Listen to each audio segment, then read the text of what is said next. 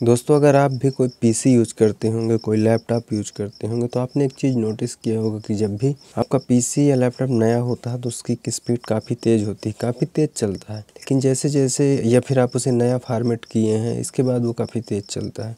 लेकिन जैसे जैसे वो पुराना होता जाता है, आप उसमें काम करते जाते हैं, तो उसकी स्पीड धीरे धीरे कम होने लगती है और कहीं कभी कभी पीसी लैग करने लगता है। तो अगर आप भी अपने पीसी की स्लो स्पीड से परेशान हैं, पीसी की अपनी स्लो स्पीड को आप बढ़ाना चाहते हैं, तो इस वीडियो को पूरा देखिएगा, क्योंकि इस वीडियो में आपको कुछ ऐसे स्टेप्स बताऊंगा जिनको आप फॉलो करेंगे तो आपके पीसी की स्पीड तुरंत बढ़ जाएगी। और इनको फॉलो करना भी आसान है, बस कुछ काम करना होगा, वो मैं आपको करके दिखाऊंगा। तो चलो अब वीडियो को शुरू करते हैं। तो दोस्तों, आपसे यहाँ एक और रिक्वेस्ट है कि वीडियो को लाइक ज़रूर कर दें, और इसी तरह का हेल्पफुल कंटेंट आपको यहाँ मिलता रहता है, इसलिए चैनल को भी सब्सक्राइब अभी कर लें। दोस्तों, क्या होता है, जब भी हम पीसी को ऑन करते हैं, अपने लैपटॉप को ऑन करते हैं, तो उसमें हम अलग अलग प्रोग्राम चलाते हैं, तो उनकी कुछ फाइलें बनती रहती हैं, सिस्टम फाइलें। धीरे धीरे वो फाइलें इकट्ठा होती जाती हैं और हमारे लैपटॉप की स्पीड कम हो जाती है।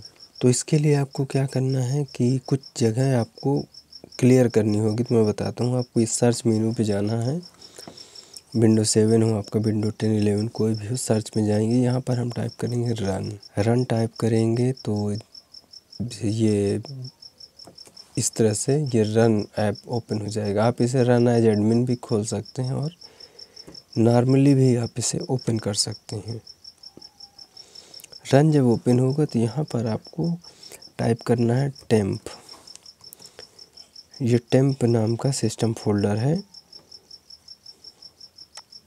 यहाँ पर हर बार जब भी हम कुछ इंस्टॉल करते हैं ना, तो कॉपी यहाँ पर उसकी फ़ाइल बन जाती है, और इसने अगर हम डिलीट कर दें तो कोई नुकसान नहीं है। आपको कंट्रोल ए करके इन्हें सेलेक्ट कर लेना है और इसके साथ ही इन्हें डिलीट कर देना है। इन फाइलों का ज़्यादा, इसके बाद इसे कंटिन्यू करेंगे, आप स्किप भी कर सकते हैं।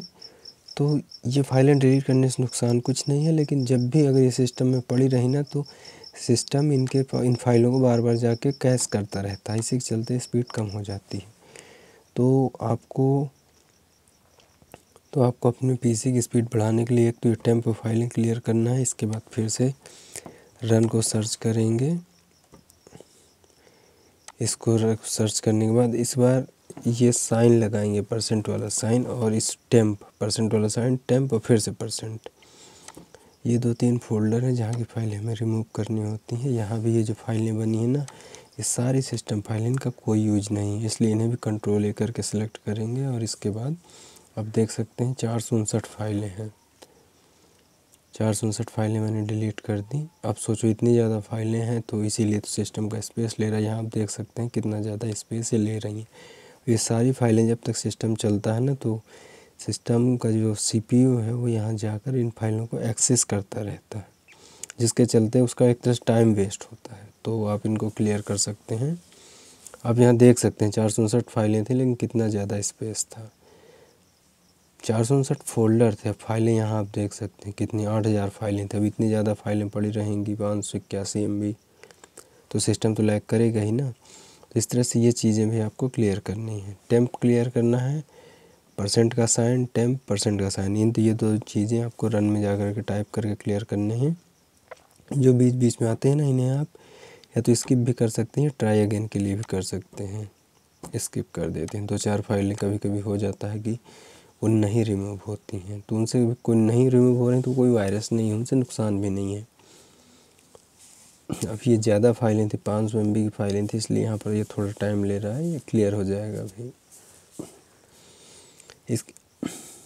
इसके बाद हमें एक और फोल्डर क्लियर करना है, और ये 3 फोल्डर जनरली हम क्लियर कर देते हैं तो हमारी स्पीड सिस्टम की इंस्टेंटली यानी तुरंत फास्ट हो जाती है।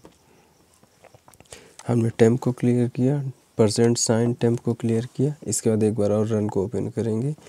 यहाँ पर हमें टाइप करना preface, preface.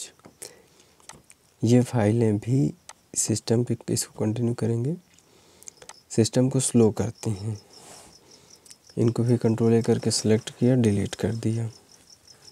Time to time ये चीज़ें सिस्टम से क्लियर करते रहना चाहिए, इससे सिस्टम की स्पीड में फ़र्क पड़ता है, सिस्टम की स्पीड फास्ट हो जाती है। तो हमने तीनों को क्लियर कर दी। अब सिस्टम पहले से फास्ट होगा।